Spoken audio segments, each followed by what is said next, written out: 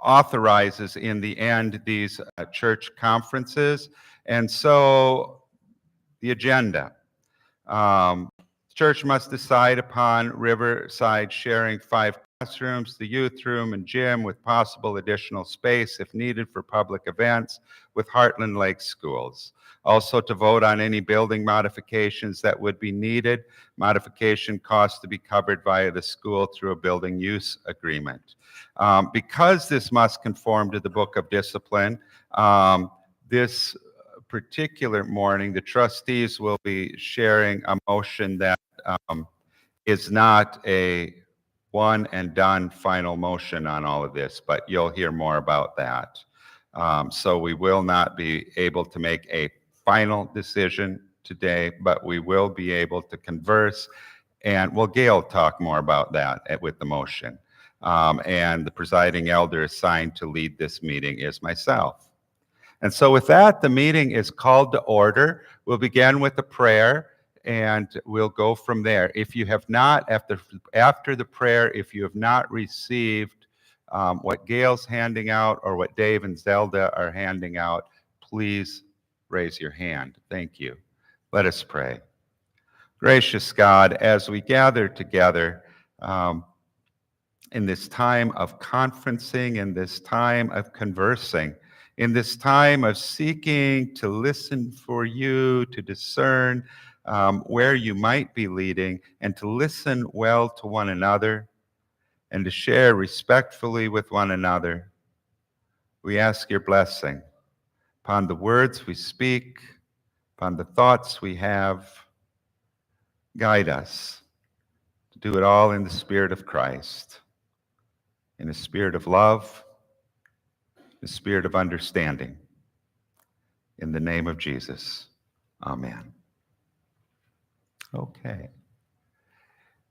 So we're gathered here, obviously, to talk about possibly sharing space with the Heartland Lakes School. You have information about what that school is, basically. A very short page. Joanna and another board member are here to answer questions if you have questions about the school in particular. What we're here to do is not necessarily, decide for the state of Minnesota and the federal government about charter schools. We're here to decide for this congregation if this particular endeavor might be a fit.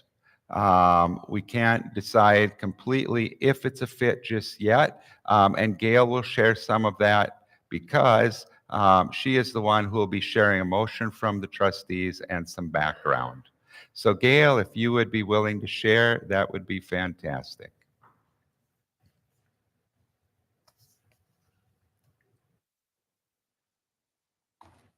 Okay. At our last meeting, the trustees passed a motion to bring this message and this proposal to you as a congregation from us.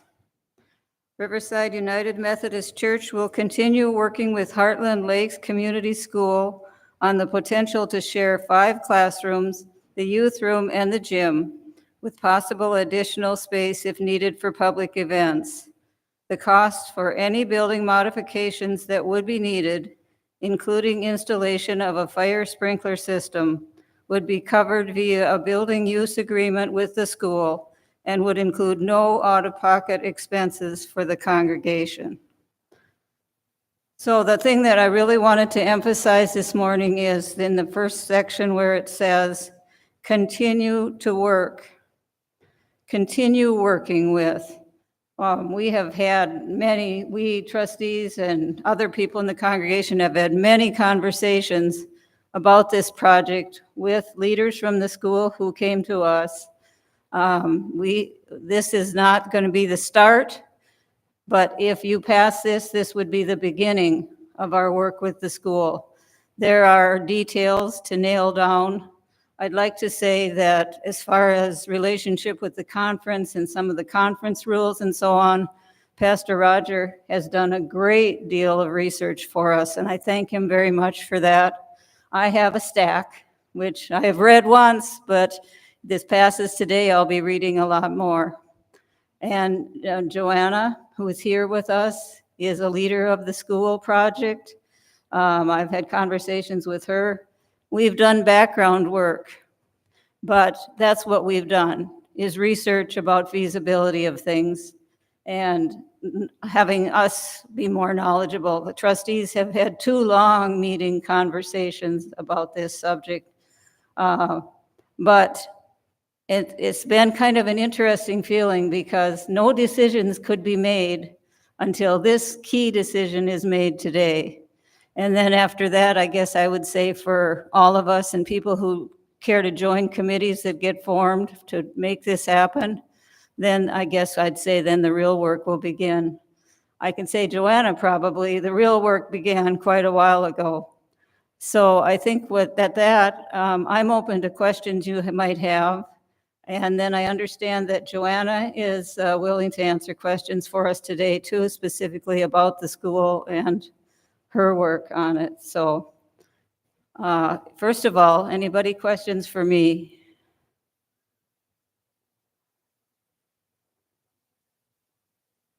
Okay, questions for Joanna?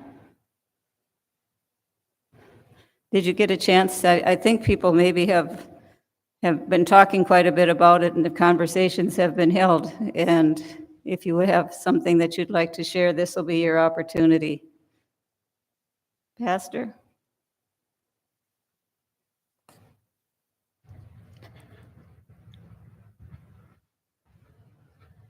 So this is a motion before us at this point. It would take a second, and then we could get into further discussion that would move beyond questions. Okay, before there's a second, do you kind of understand what the motion is? Or do you need clarification on that? This is a motion. It's as far as the trustees could take it at this point, partly due to some disciplinary requirements in our book of discipline, and partly due to the discussion that they had around the table, and knowing the things that would need to come next, and knowing the things that would actually need to fall into place. Some of you may have this question, or you may not. You may have heard Northern Pines was a site, still is a possible site. They have a decision-making process. They got conditional use permission in early June. Their group of trustees and conference trustees got together and said, yes, we can do this in late June.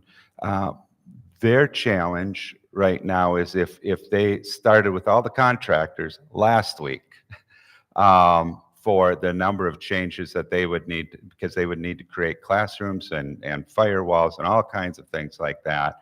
If they started with that last week, if everything went perfectly, they would be done sometime in January.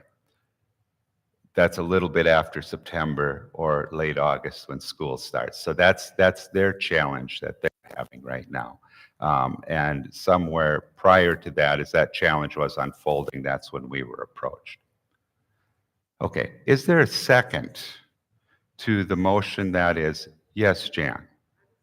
Okay, so there is a second. With that, we open it up to further discussion, thoughts on the motion, your opinions on the motion where it stands now. Or for, yes, Jennifer. And if you are going to share, we'll bring a mic to you or we'll ask you to come forward, either or, whatever's comfortable for you. Go to the front, Bobby says, if that's comfortable for you. And if it's not, I'll carry you the over-the-ear one. So, okay. Thank you. Would you just like it this way or, okay.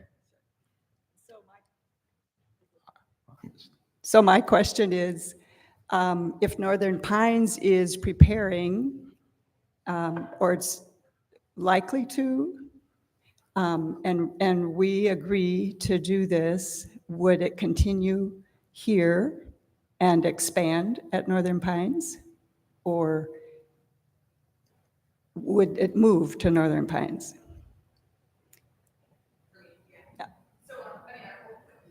If you want to have a mic as well, that would be great. Thank you. Yeah, great question. Yeah. I mean, our hope ultimately is that we can partner both places. And what Roger said is true, and it got kind of delayed in permitting. So we were originally told at the camp we could do local permitting, which was much quicker, as you can imagine. And then the state, it's actually the Department of Labor and Industry said, oh no, this has to go through the full state review, which was a different message than we'd been getting for months. So that was a big bummer, both for the camp and for us. So I think ultimately we'd love to be in both places, or expand to have, again, this is, the camp will have to be on board and everyone on board. But we could see a future where we have 2 locations, maybe older kids at the camp where it's a little more wild and free, and younger kids in a little more contained setting. It would also, we're also open to what it looks like for Riverside. So if a short-term partnership is the preference, we can do that and work with the camp to be our long-term, or if both are preferred by the congregation, we're pretty, we're looking to be pretty collaborative and meet the needs kind of the community too. Did I answer your question, Jennifer? Great, I think. We are very flexible, yeah. This has been a journey in being adaptable by our board. We could tell you all about all the things we've adapted to. So we don't plan to stop doing that. Yeah. Thank you, Joanna. Yes, Jan, you had a comment or question. That would be great. Thanks. It's not real long, but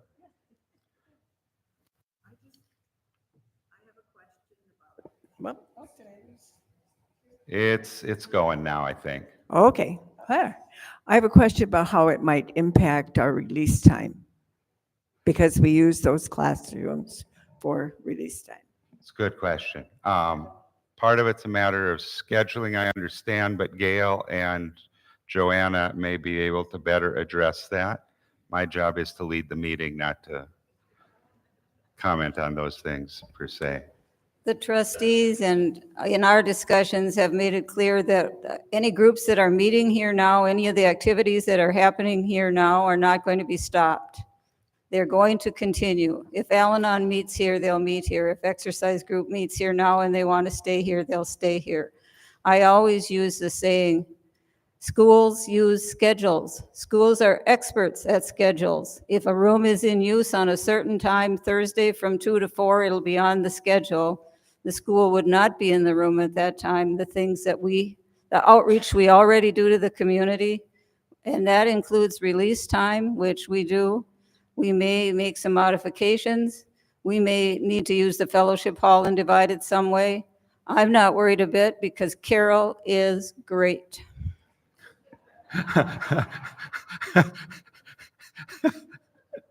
We will answer all questions now with, we're not worried, Carol's great. Yes, Zelda, thank you. Here's a mic.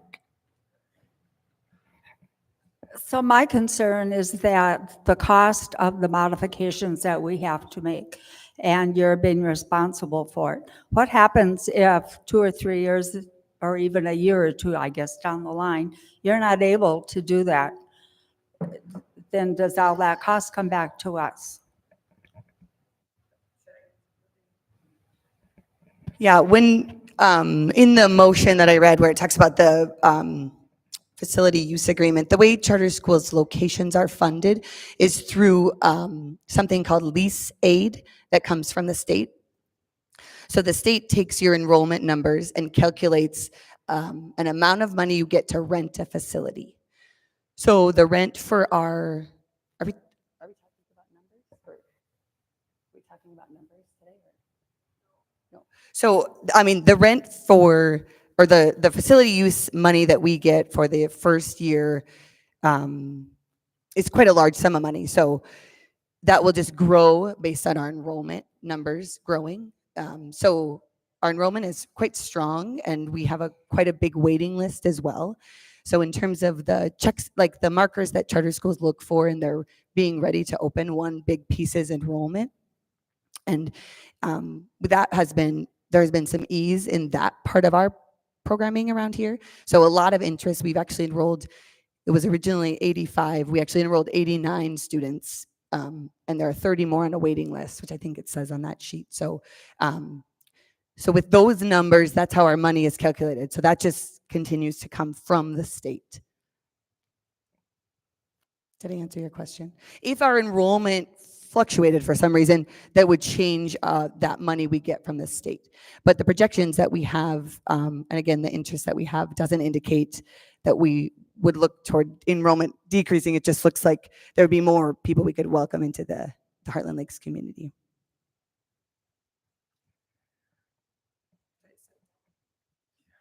You know, that's a good idea. I worry about getting too close with the mic that I'm wearing and getting an interesting sound. Other questions, comments along in this discussion time? Yes, Sandy. You can't you can't hear this one? Oh, would you like something brought out? I've got this ear thing. Oh, Jeff's going to share. You and Jeff are talking, so Jeff's going to share. Okay. Oh, there we go. Thank you. We do have an attorney locally that will oversee the contractual agreement for our church. And that is going to be pro bono.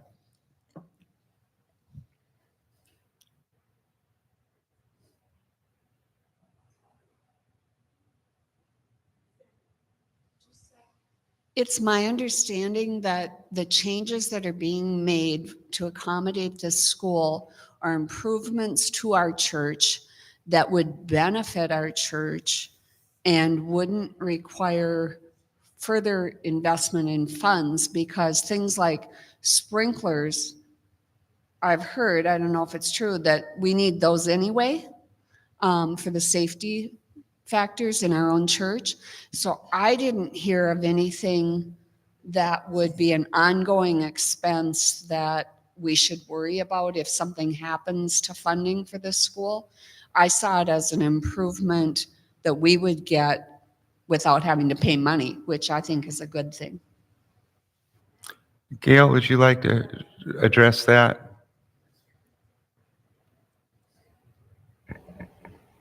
It is true that addition of a sprinkler system here would be a great safety factor for us, but it is not true that at this point that we are required by any government organization to do so. We have annual fire checks, and those must probably be local. It's potential that these would be state standards that the school would be under, which would then require the sprinkler system. But it is true that once it's installed and paid for, it's here, and it would be to the church's benefit, and it would have been paid for through the school usage fees that it would be coming our way. Does that clear that up? Thank you for responding to that, Gail. Hello, hello. Hi, Bobby. We've got a mic being used up here. We're.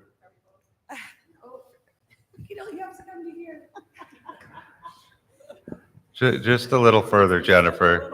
We've got it taped down so it doesn't catch stuff, so our cord's artificially shortened. Joanna, I am just interested in hearing some of the requests or stories or hopes that you have heard from parents who have children planning to go to the school. Oh, but you might not want me to start here because we'll be here for 3 hours. Yes, what are the families who are enrolled saying? I think that what we're finding, and again, if you read that one page, you'll note this was a this started a long time ago. We started dreaming this up about, gosh, I think it's been 4 years ago. And the group of people who have dreamt it up are teachers and school administrators, and I'm a mental health clinician who did school-based work, birth to 5 providers, paraprofessionals, so people who are really in there doing the work with kids and families in this community, which I'm really proud of our group, of how local we are. And we didn't come from somewhere else and say, this would be cool here. We said, we live here, we see this, and we know there's a need. So I think it was born out of some real contact with kids and families in our community. And I can speak a lot from my perspective. I did mental health work at the school in Park Rapids for 10 years. So I worked with kids who had a mental health diagnosis that was severe enough that they needed services at school.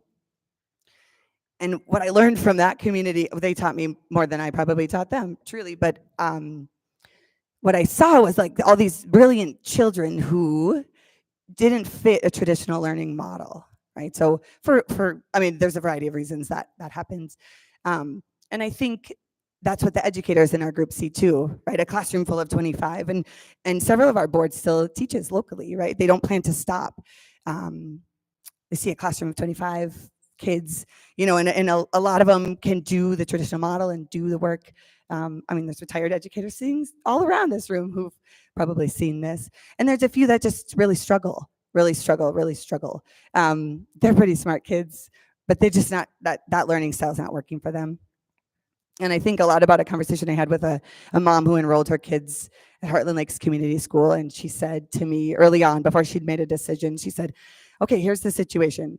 I have this 4th grader who could go into the woods, any woods in Minnesota, and he could identify any mushroom he found. He knows every single one of them.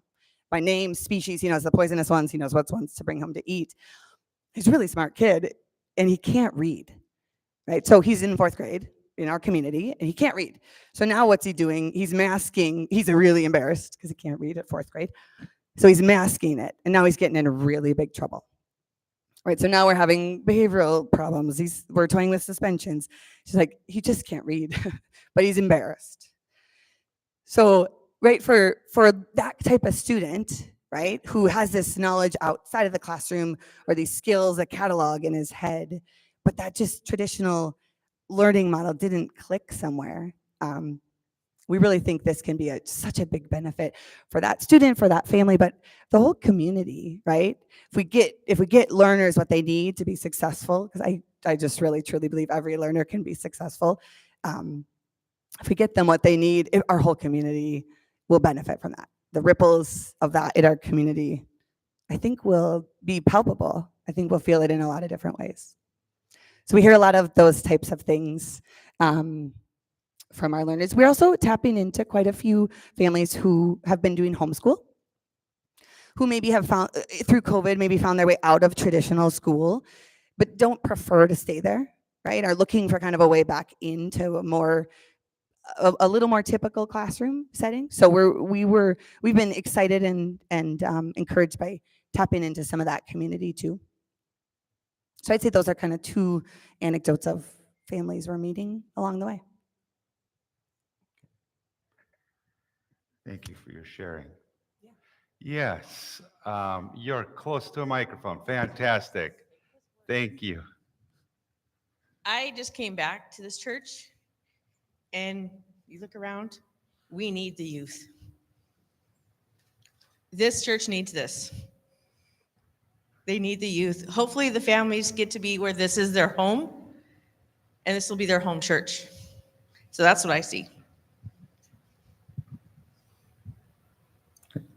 Thank you for your input. Yes, Barb.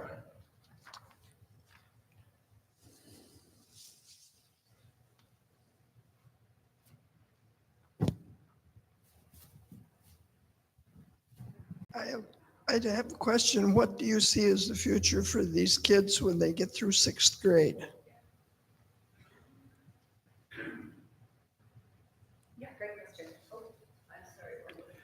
What will happen to these kids after they're done, like after 6th grade? So, I can do that. So we'll open K6 and then we'll grow to K-7 the next year, K-8 the next year. So our sixth graders will be the 7 and then 8. And then we'll stop at 8th grade. So then at 8th grade, you have the opportunity to go back into the preparatory high school. That's what my family was hoping to do. Or, whatever they want for high school. We anticipate a lot of kids will funnel up into the preparatory high school.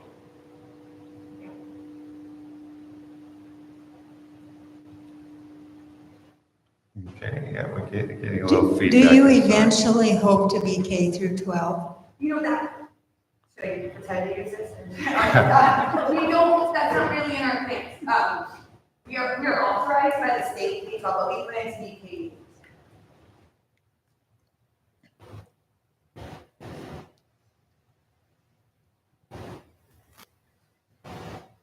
Yes, Zelda. So I'm going to speak for my husband right now.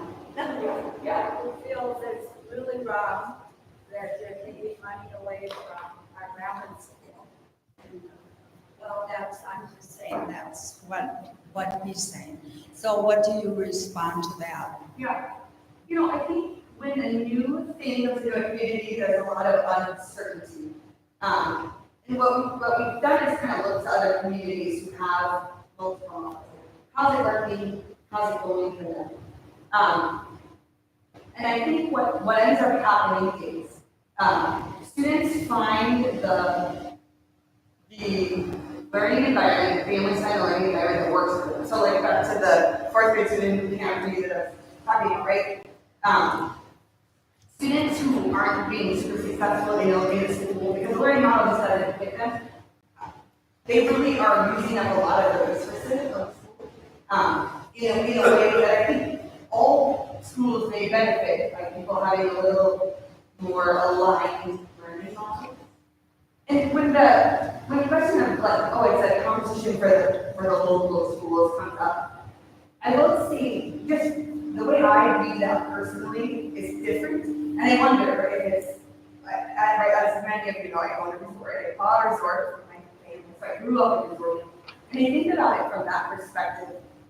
The other, we look at each other, the other resorts, not as competition, right, but as a community. And someone who might have a great time at my place might not prefer the resort down the street, but vice versa, right? And while yes, they're money walking away from my business, but they're happy with it, right? And there's someone who fits my model, someone who fits their model. So I think the whole time that's just kind of been how I see the world. And I do think that translates to schools too. I think when students are successful, especially in such a small community, where people tend to stay. Right, the students graduate help us. I'm one of them, stay.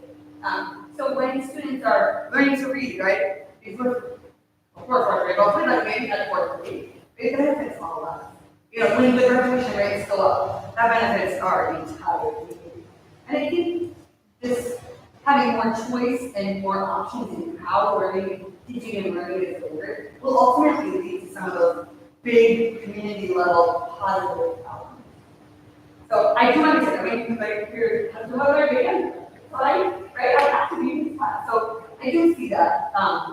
But I also think it's a little bit of a broader picture to like benefit the whole community. And I do think it actually I wouldn't have, I'm here, I'm committed to say, here, I want this community to be great. My kids are gonna be here, maybe their kids will be here. So, hear the heart in the sounding board of we want part of us to go, right? We all live here, kids live here. That's important.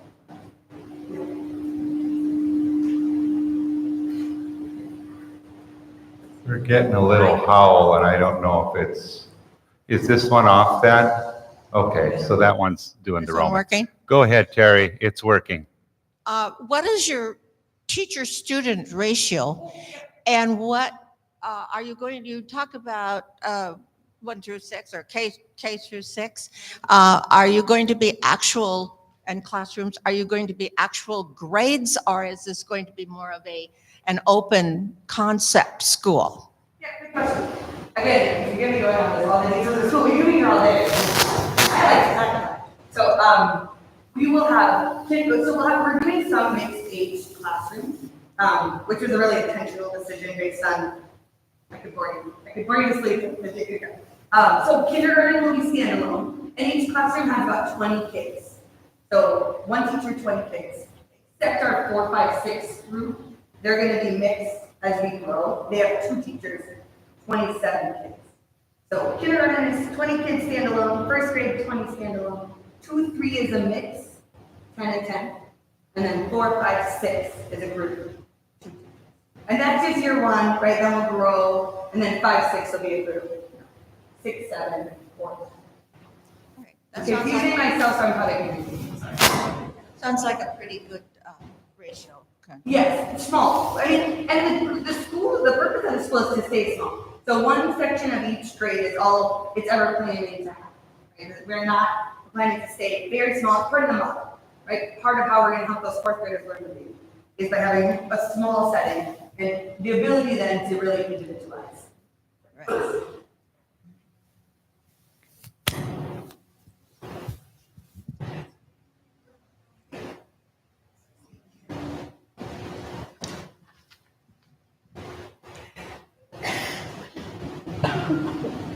I've been in education my whole career.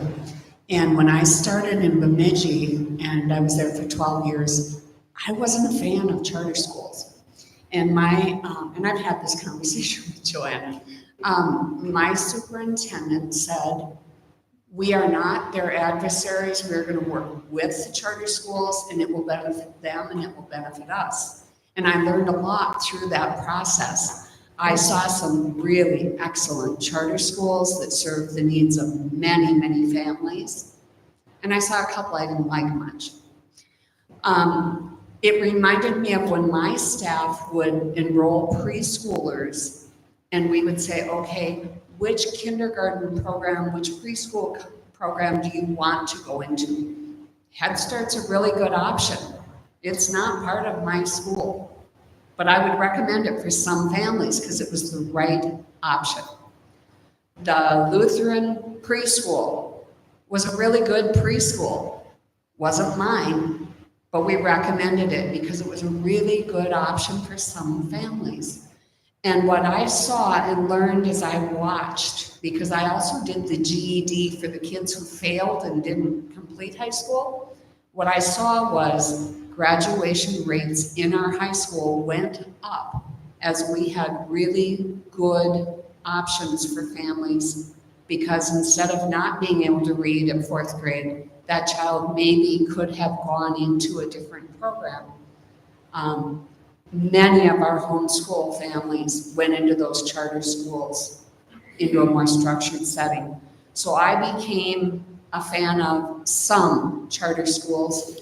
And knowing Joanna and knowing this board, Nikki Gack is part of it, knowing the work they've done and seeing their vision, I'm a supporter of this particular school.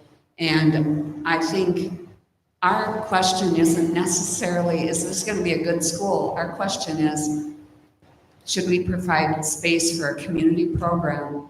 And should we support another option for families in our community? So that's just my 2 cents. And we are over to Crystal. Thank you, Sandy. You're getting quite a workout today. I won't need to go to the library tomorrow.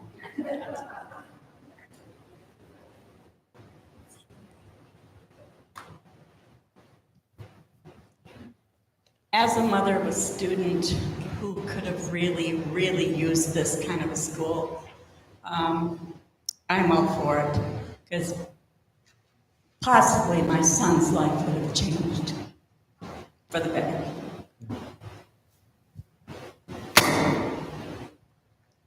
Thank you for your sharing. So we're kind of discussing merits of charter schools and such, which is okay, and concerns about charter schools. Our motion, it probably ties, I would say, maybe more to space sharing. Is there further questions that you wish to raise regarding space sharing? Or are you feeling like you're getting close to a vote?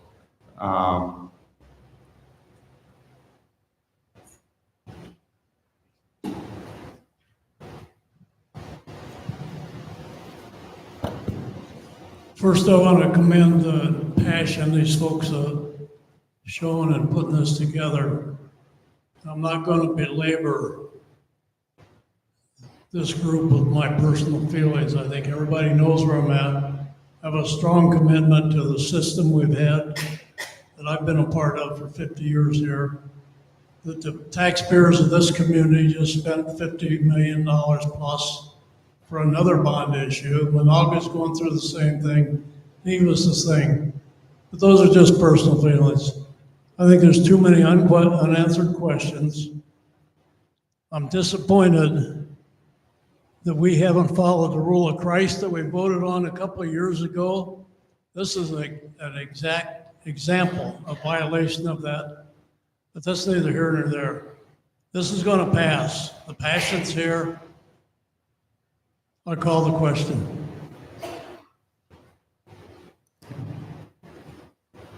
Okay, question's been called.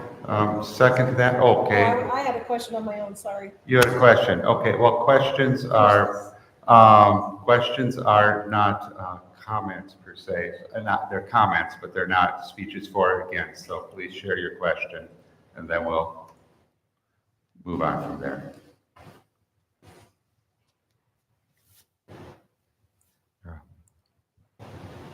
I had a thought about the increased space usage and more bodies in those spaces, making things dirty, and does it require increased staff by the church, or do you have people in place to care for those needs? Yeah, she's got that. Would you like mine, Gail?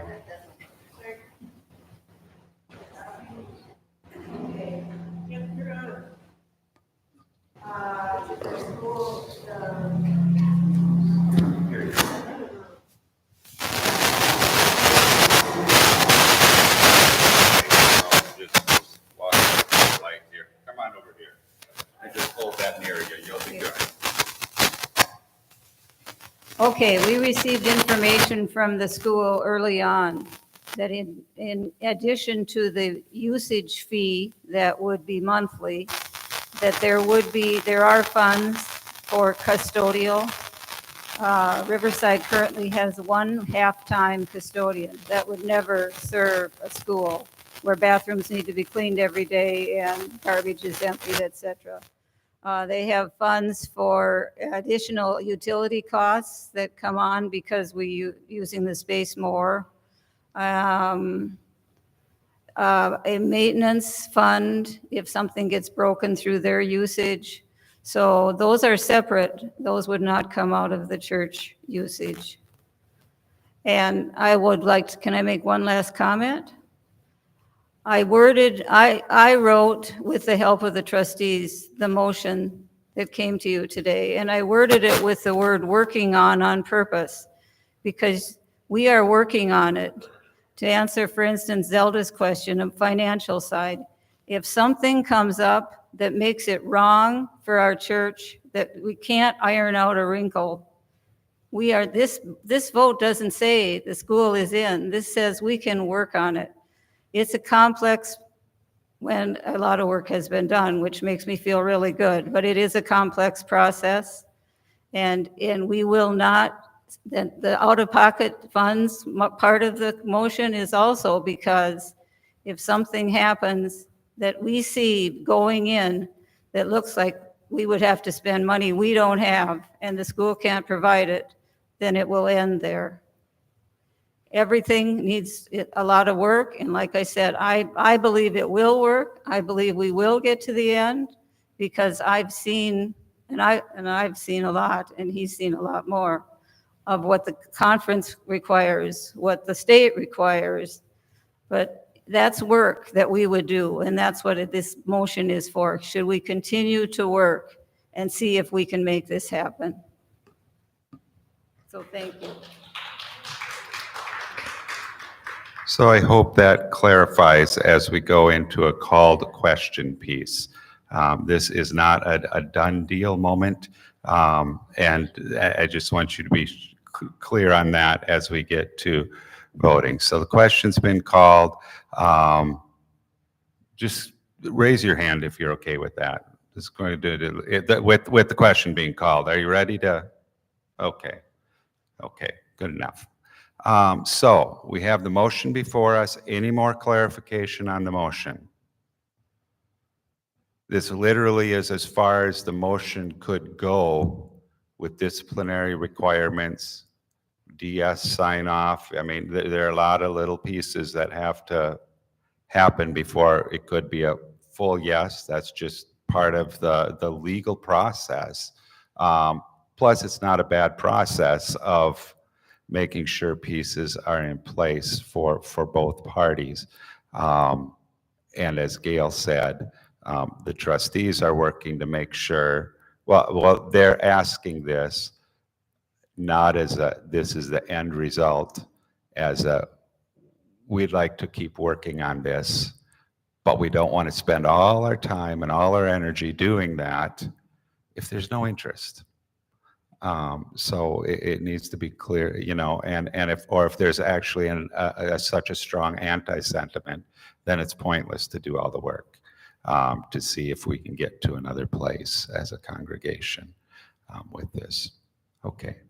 So we're going to do this by raising of hands, and I'll actually ask for a count. Do we have any people who are great counters? Because I want to have it specific in our we'll instead of a vague sense, we'll just do a count. Looks like Spike will count for us. Spike and Kimberly. Okay, very good. So those in favor of the motion as presented by the trustees, has been seconded and discussed, please raise your hand.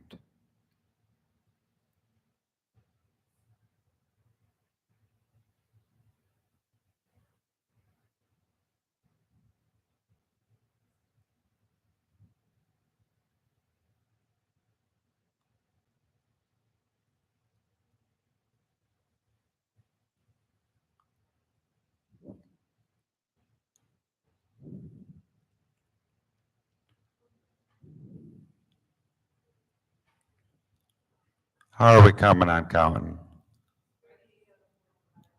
Okay, so you have 38 is what you're counted? Okay, very good. Okay, and those opposed, same sign. Okay.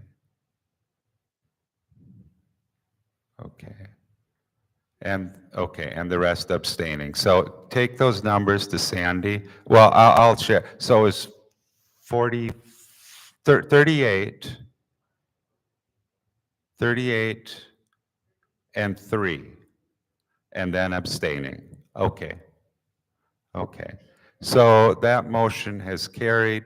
The trustees have just been blessed with more work.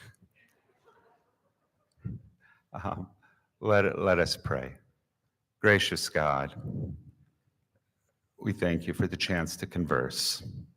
We thank you for the diligence with which the trustees are in conversation.